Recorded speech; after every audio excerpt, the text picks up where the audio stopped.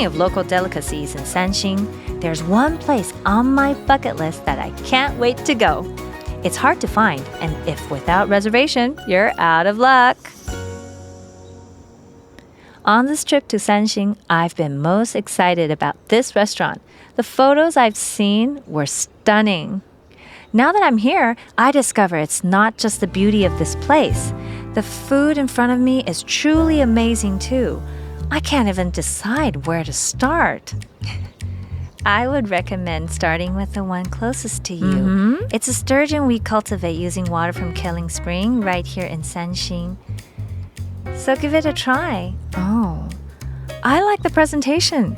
It's so beautiful. Thank you.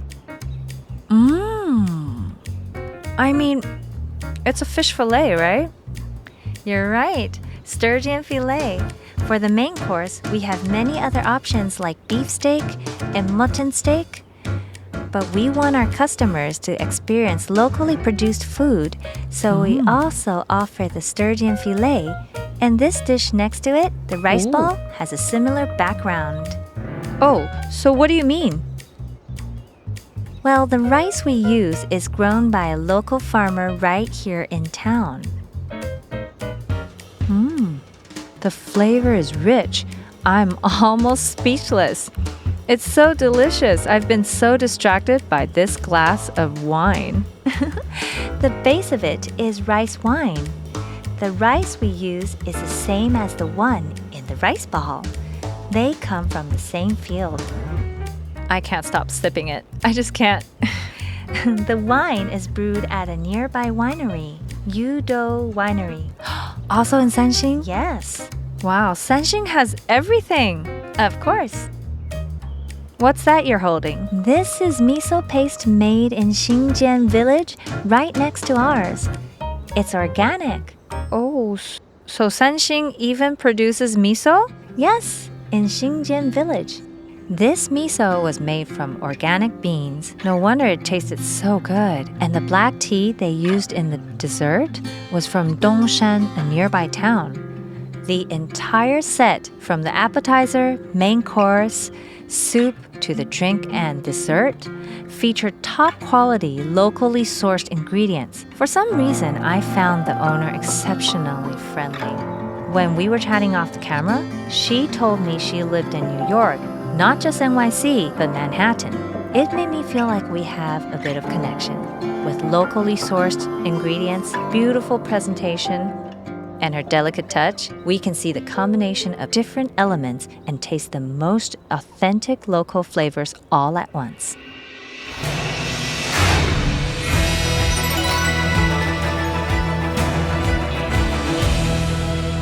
Watching this, you probably wouldn't know how hot this actually is.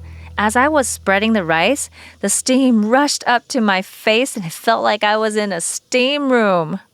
Wow, now you might think I'm cooking rice for a meal.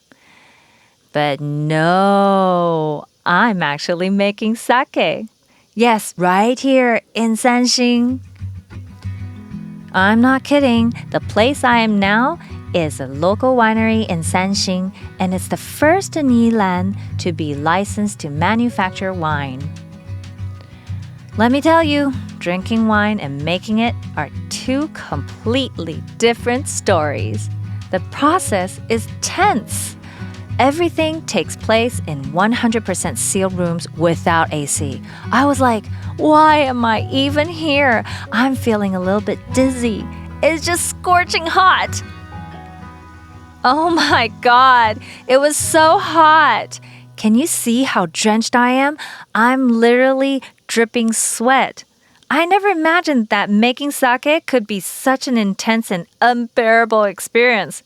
We had to work fast to cool the rice quickly before adding yeast and a specific kind of mold. I didn't notice just how fast every step had to be. If we slowed down even a bit, it could affect the quality of the final product. Look at me. I am totally soaked. To produce high-quality sake, every single step is crucial. Factors like the type of rice, the quality of the water, the temperature, and the humidity can literally influence the flavor of the sake. Knowing all this, you can understand why, even when drenched in sweat, they endure the intense heat, working in a completely sealed room. The answer is simple. Only by sticking to the meticulous process can they produce such fine sake. Wow, I have to say what I'm tasting now is really good. So, is this the final product that we were just making?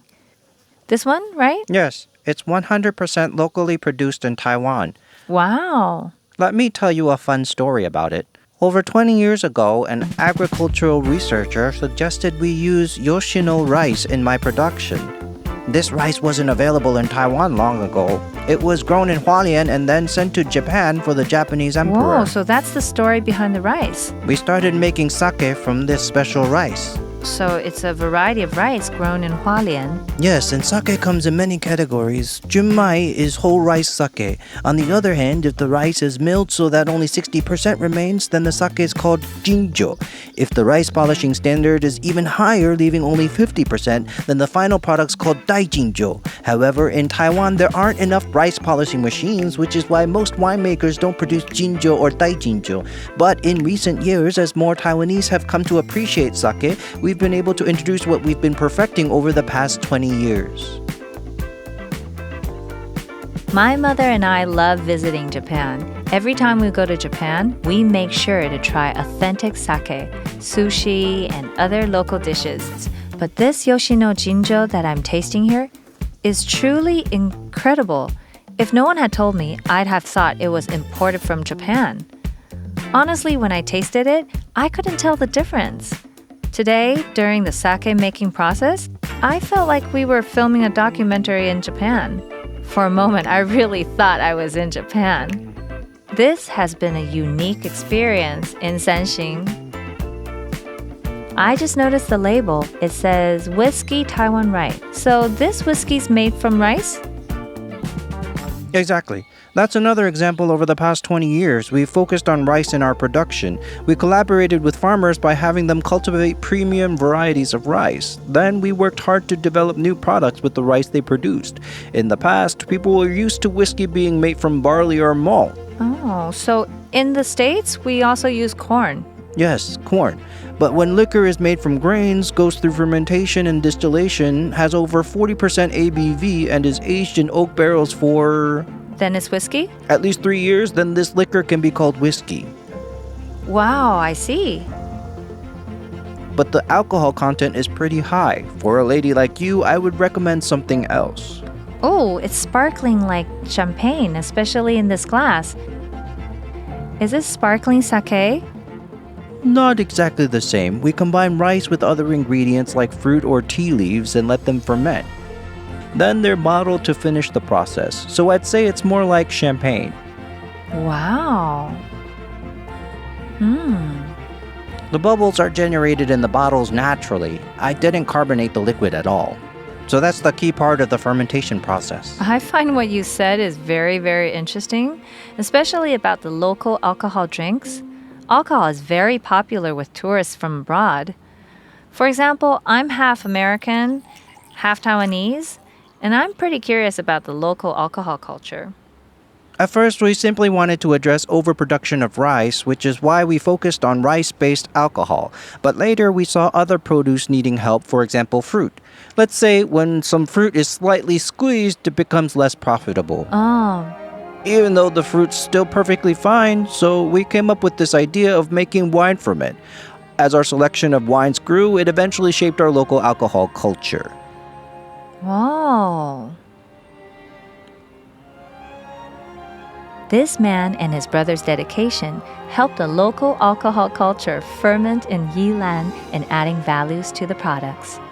This spirit of craftsmanship is something you see everywhere in Sanxing, be it the scallion farmer Donghai or the Ma brothers at the winery. They all give off the vibe of hard work and dedication.